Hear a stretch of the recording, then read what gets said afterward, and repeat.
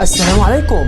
موعد مباراة الاتحاد ضد ضمك الثلاثاء 4/4 في دوري روشن السعودي للمحترفين والقنوات الناقلة. يستعد الفريق الأول لكرة القدم بنادي الاتحاد السعودي لخوض منافسات مواجهة جديدة في مسابقة دوري روشن السعودي، وذلك أمام نظيره ضمك ضمن منافسات الجولة الثانية والعشرون من المسابقة. ويستعرض لكم قناة حسن شوط موعد مباراة الاتحاد ضد ضمك الثلاثاء في دوري روشن السعودي. موعد مباراة الاتحاد وضمك.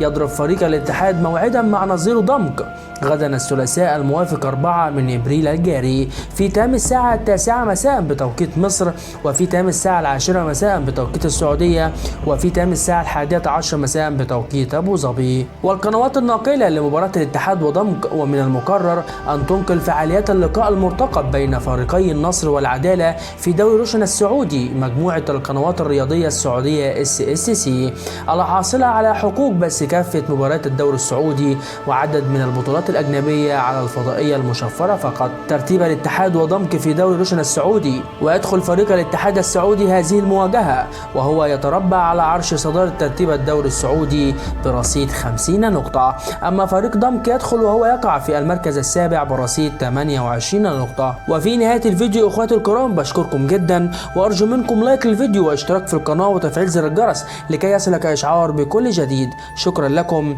إلى اللقاء.